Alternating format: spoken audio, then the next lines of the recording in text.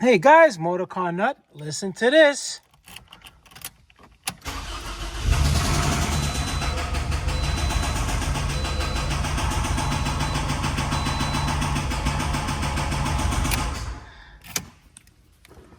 You watch my channel, you guys already know that's an engine rod knock out of a 2006 to 2012 Toyota RAV4 with a 2.4 liter engine. What I'm gonna do is I'm gonna pull the engine, we're gonna take it apart and see exactly what happened. If you wanna know how to take the engine out, you can watch my other video, I'll link it below. I took an engine out already, so I'm not gonna make another video showing you how to do that. But I will show one. We're gonna tear it down once it's out on the stand. We're gonna take it down piece by piece and see exactly what happened to this engine. So stay tuned. Engine's out, it's on the stand, and now we're gonna see exactly what happened to it. And first thing we're gonna do is take off the valve cover. Valve covers are 10 millimeter bolts. All right, you got them all over the place. Take off the valve cover, put the screws inside the valve cover, put it to the side so you don't lose it. Everything you take off, you should have a nice clean area. And as you take them off, all right, the last part is what you're gonna, the first part is what you're gonna, last part is what you're gonna start putting on until you get to the front of all your parts so that it'll lay it out. So it's nice and easy, you don't mess nothing up.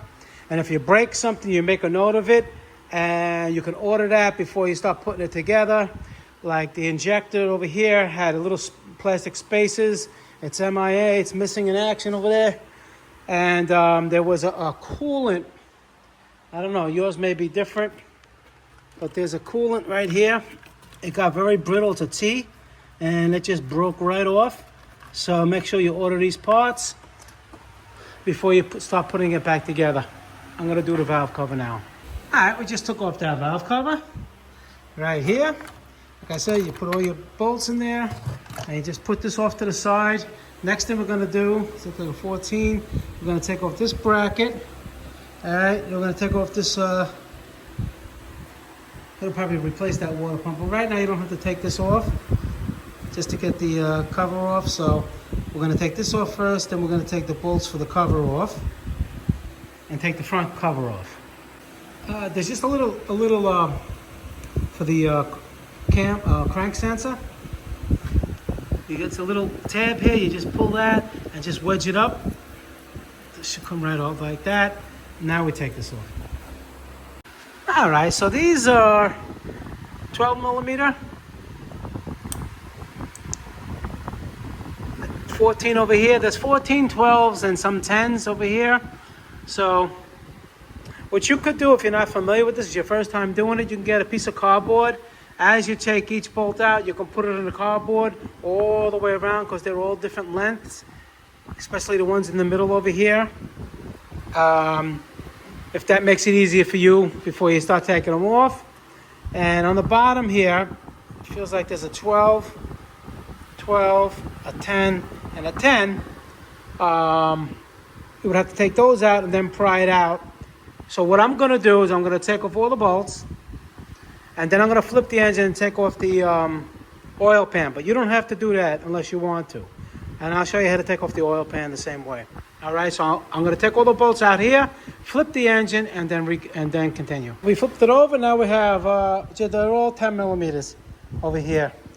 I thought it was, they're 10s, not 12s on the bottom. There's some nuts here, we just take them all off, pry it up, put the nuts inside the oil pan so you don't lose them, and we'll continue. So we took it off, and I don't really see any chunks of metal yet. Usually in the pickup screen, I see a little bit, but in the pan over here, you can see, you see that? That's bearing material mixed with oil. You see that grayness? That gray? So, that's not good. All right, so now we're gonna continue. What we're gonna do is now I'm going to flip it back over. I'm going to pry. You have to pry this off. You know, you can use anything you can get under there, a screwdriver or a little chisel thing. You don't want to damage this surface. You try to put it on the oil pan itself. If you bend it, you can always bend it back, but don't dig into the aluminum here. I pried here and over here, and I use this as leverage, and it popped right off. All right, so the same thing with the cover. Look for your pry spots. Don't hit this with a hammer, you'll crack it. All right, you got to pry it off. Don't hit it with a hammer. We're going to flip it over and take off the timing cover. Now use a pry bar, something like this. And the pry bar points. There's one over here. There's one here. One here. One here.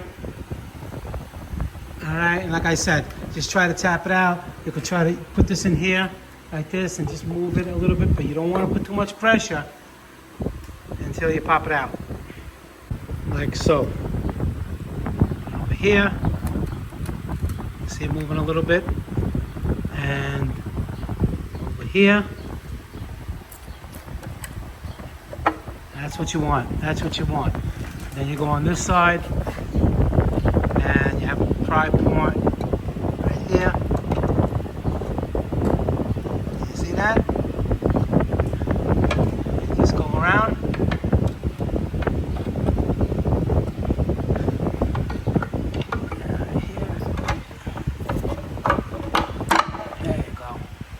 That's it. I'm going to take it off. Actually, you got to take off the crank sensor right here, 10 millimeter. Pry this out, keep it out of the way, or you can just leave it in and just take off the bolts here, here.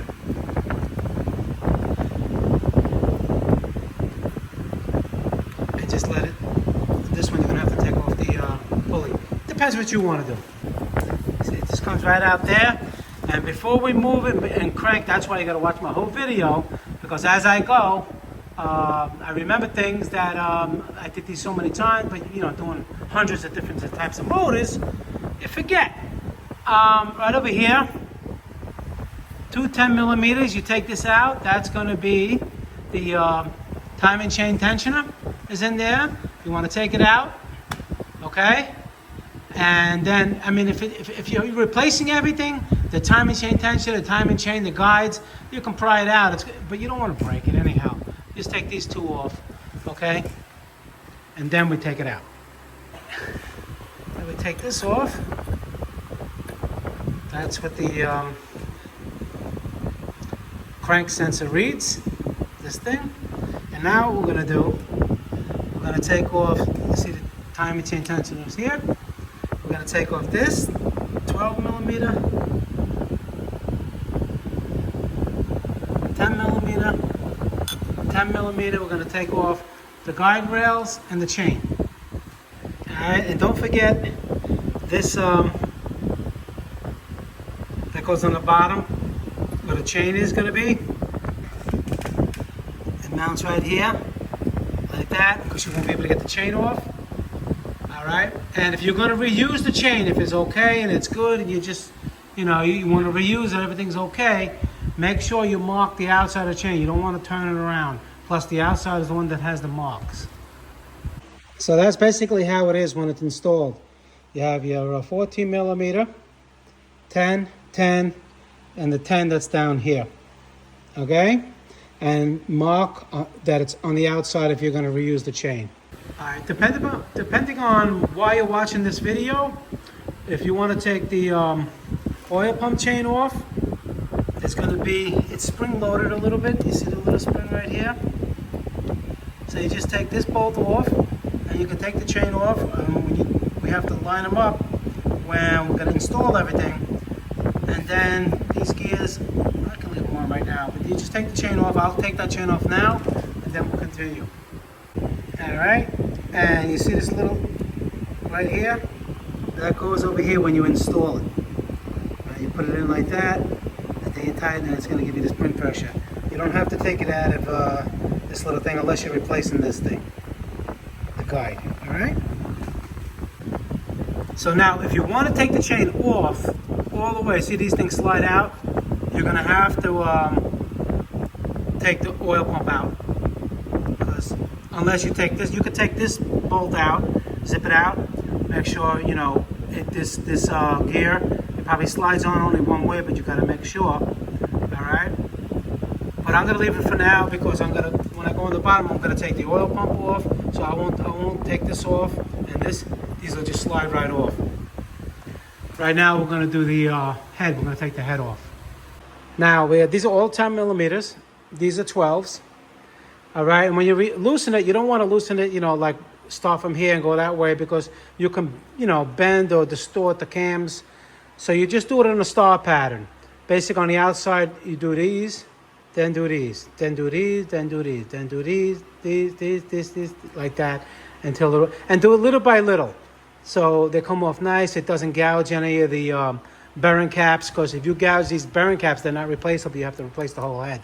So do it little by little until they come off. And then when they come off, you can either clean these all up and mark them. This is the front of the engine. You can go 1, 2, 3, 4, 5, you know, 6, 7, 8, 9, 10, however you would like to do it if it's your first time doing it and you're not too familiar.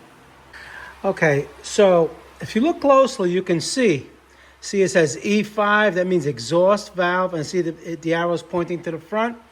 And over here is 4, 3, 2, and the same thing over here. It says I for intake, 5. So if you want to mark them, you can, but you really don't have to. And I want to apologize for the fan. I had the fan over here. I heard it sounded like I was outside with the wind, and I didn't realize that the fan is making a noise while I'm talking. So from now on, hopefully it'll be a little bit better and clearer for you guys. And you want to take the lifters out now, hydraulic ones right here. You just use a magnet, take them out. And do not mix them up, because underneath these has shims for the clearance, valve clearance.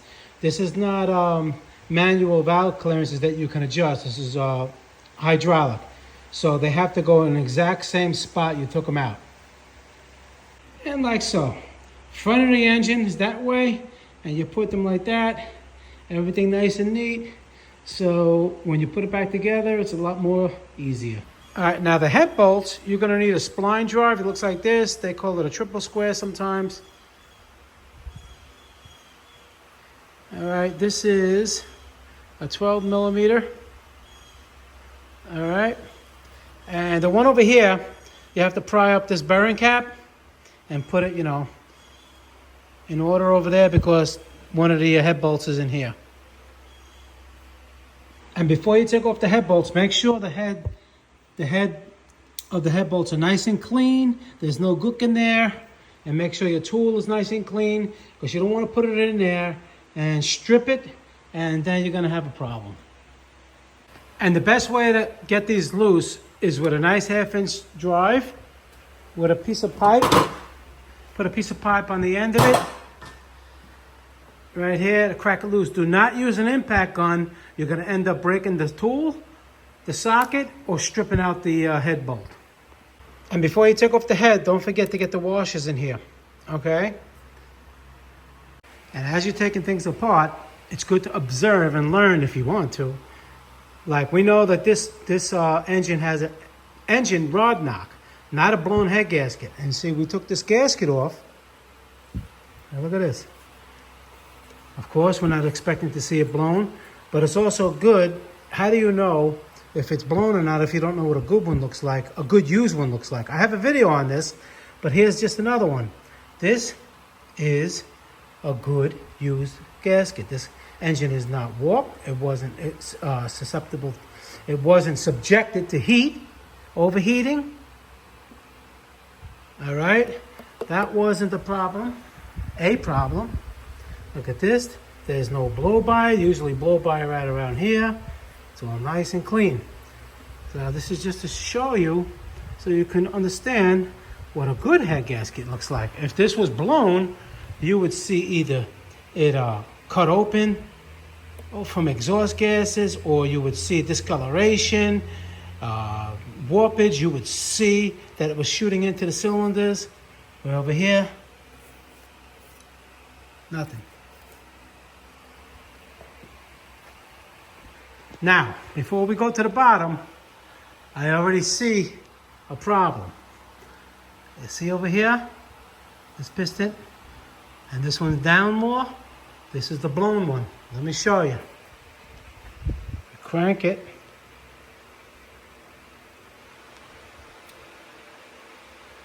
Let it go up. See, it's pretty much flush. This one's not. You heard that? Boom. This one's okay. This one's okay. That one's okay. So we know it's cylinder number 4. The rod bearing journal probably destroyed. We're going to take the bottom cage off because you can't see anything until we take that off. But that's the one that's the making the noise. Okay, now we're on the bottom again. 3 12 millimeter. You take them out. And now you could just loosen this, tip it, and take the chain off. All right? And put it to the side. But I did notice, look at that. That's bearing material in there. You see that?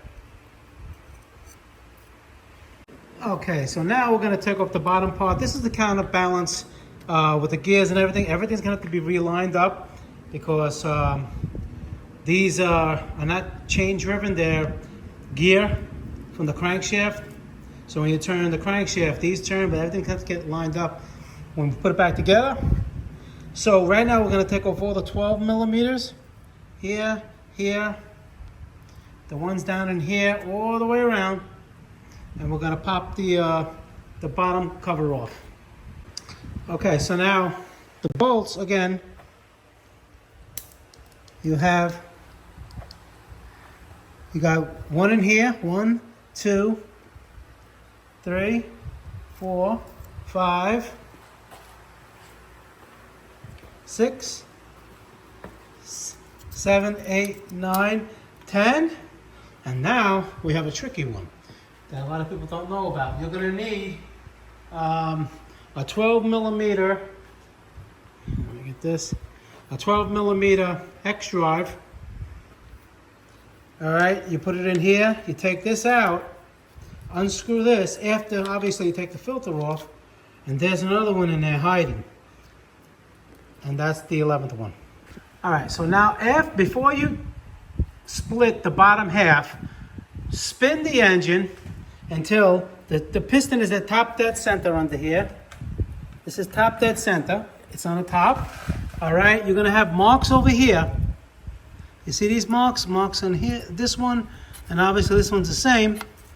All right, that's gonna align with the casting over here between the block and the main bearing cap. Now on these, you're gonna see these circles stamped in, one there and one there. They're basically in line, the same thing with the line on the counterbalance shell and the bottom of the engine right here. See that seam? You have one mark there and one mark there. All right, not these, even though those should point up.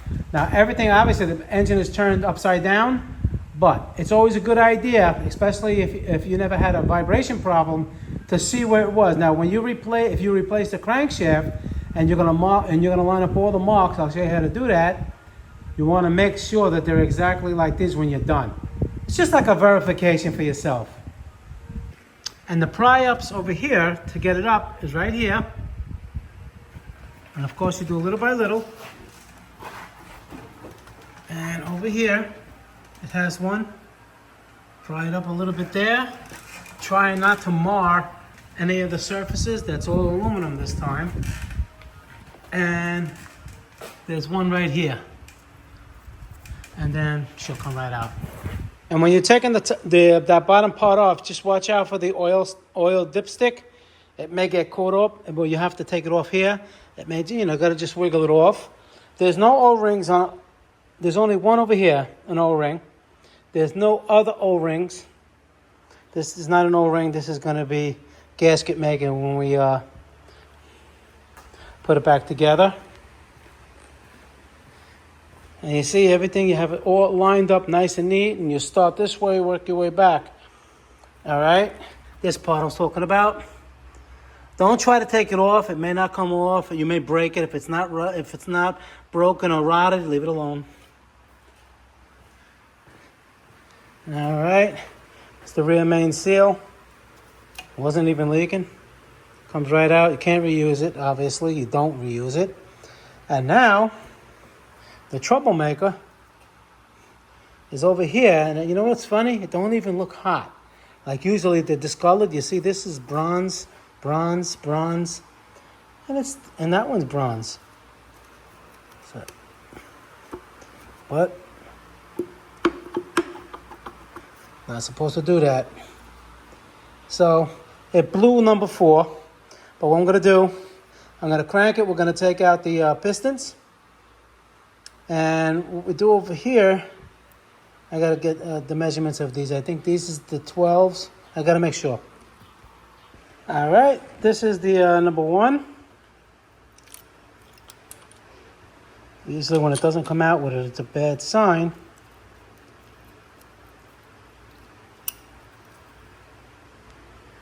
And that's toast. Look at that. This is not the one that failed. This one would have failed too. It was getting ready to. But, you know, a lot of times, let's say if it was making a little bit of noise and this was, you know, if this didn't spin, it can't spin in the rod. It can't spin in the rod. If it does, then it's no good. But this crank over here, that looks not bad. Because don't forget, the crank is a lot stronger than the aluminum. And take away.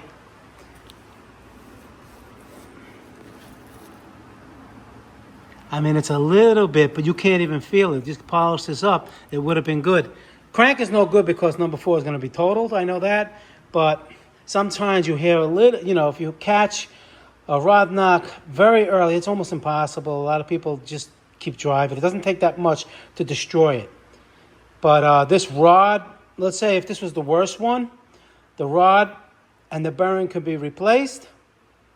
Or just not even the rod, if the bearing didn't spin in the rod, just the bearings. They could have all been replaced, but you still can't access this without taking the engine out anyway. So, and what you do with it, once you release it, you just push the connecting rod down, hold it on the bottom, and just tap the end with a hammer. Like it's going to be in here like that. You just get like a little rubber mallet, and you just tap it down while you're holding the bottom, and the piston falls right out.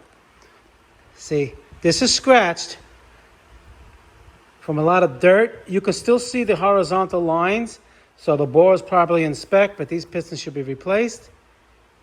If you can see, it has a lot of scoring on it, but the horizontal lines are still there, meaning that hopefully the bore is not out of round, but the other where did it go? I heard it. Let me find the other one. All right, this one wasn't on the bottom of it. Over here, it's no good. All gouged. All right, so what I'm going to do is I'm going to take those other 2 off. They're going to probably be the same, and then I'm going to show you what the last one looks like, making all that noise. All right, the other 2 were the same way. No good. And here's the, okay. No bearing left. You see this one, how this one spun? In other words, the bearing inside, this bearing over here, what it does, it spins in here. It spins and spins. It's not supposed to do that, and it wears this out, all right? And the reason why is probably this got stuck on the crank because of lack of oil. Oil starvation, it basically probably welded itself to the crank, because you can see the crank. Look at this.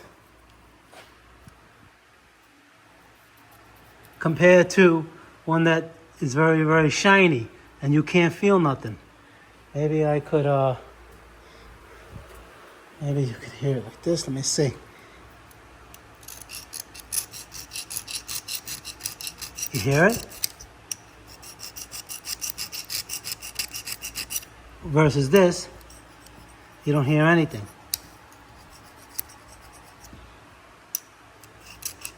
That means that, well, obviously, this can't be machined. Sometimes they do that. You can machine them, like they'll do them undersized, all of them. But you know what? For the price of the cranks nowadays, you just get a brand new crank. And here, this doesn't even have nothing. It's all gone. There's not even a bottom piece in there. So,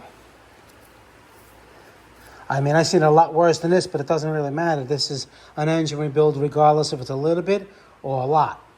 I've seen them where these things are welded right on here, you know, which was probably the case with this. Even though it does have the oil holes, could have a weak oil pump. Could have ran low on oil. We don't know.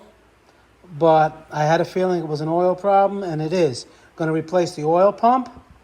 Make sure. Clean out all the oil galleys, all the oil squirters here. All right. We're going to take the crank out. Usually, I mean, all the bearings are scored.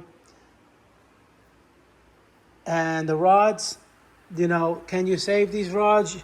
You got to mic them up and see, you know, if you can save them. The pistons, are, you know, I wouldn't do that.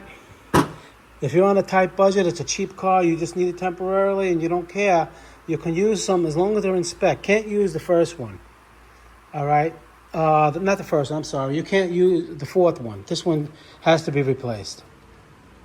Crankshaft has to be replaced. All right, so now I'm going to take, these are 14 millimeter 12 point. We're going to take them off and continue. Okay, just for demonstration purposes, this is the number 4, the bad one making a noise. This was number 3, right? I just got this little, this is not an accurate one right now, but my buddy's using the accurate one. But you see how we put this in here, right? And there's no movement back and forth, right? We take it out, we put it in this one, and look at this. That's your noise. Bang, bang, bang, bang, bang. Rod knock. You see that? That is a lot. That's like a 1/16 of an inch. No way. We'll put it back in this one.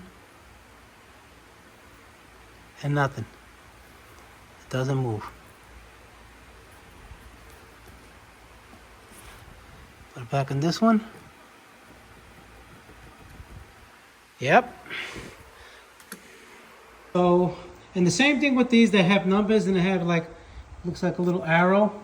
It's pointed this way, it goes, and here's number 1, 2, 3, 4, 5, like that. First one. Scored. Second one. Scored even more.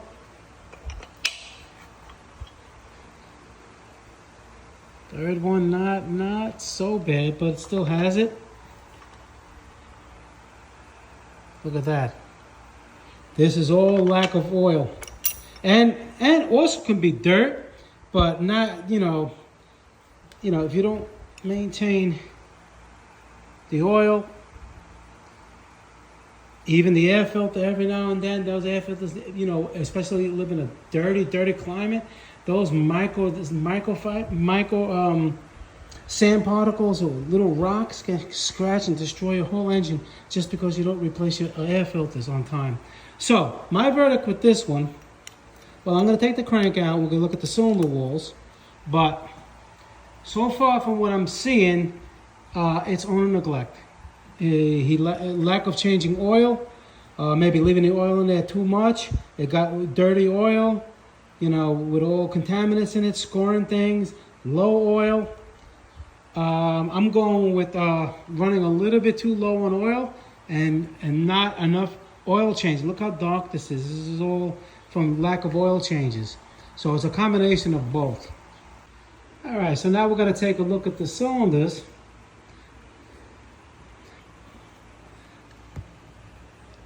Now you see some scoring in there, right in that area over here. That's not good. This one, maybe it could be honed out a little bit. This is the one that was making all the noise. It's the worst. I don't feel comfortable doing this. I mean, I can hone it to see, but it may have to be. I don't even know if you could rebore these Toyotas. See this? It looks. I mean, you can feel it. I mean, I say no. They're all scored like that. I wouldn't think they were like that. That could be from a lot of things. That could be from dirty, filthy oil. Look at that. How wide that is. A normal wear and tear is you would see something like, see on the side over there where the light is. That's normal, but not like, I can feel it a little bit. I'll hone it a little bit, and when you hone it, it scratches the surface, and you'll see how deep they are. But I don't like it. I think it's going to have to be either rebored or replaced. Replaced is a pain in the neck, and now you need a brand new block, or one from the salvage yard that's in good condition. So that's the situation with this. Now, from the beginning of the whole video there, that noise you were hearing, the engine knock, we all know what it is. All right, this is number 1. All right. Nice and tight. And this was number 4. All right, when you hear that, that is your rod knock. Oil was low, filthy, never changed. That's my conclusion with this engine. All right, guys, MotorCarNut, please subscribe, hit the like button. Any questions pertaining to the video, leave them below. I answer all my questions. I'm going to be rebuilding this engine. I'm going to, put it together and then put it in the car. I may make videos depending upon how busy I am. I'm going to try my best. This engine was the 2A ZFE.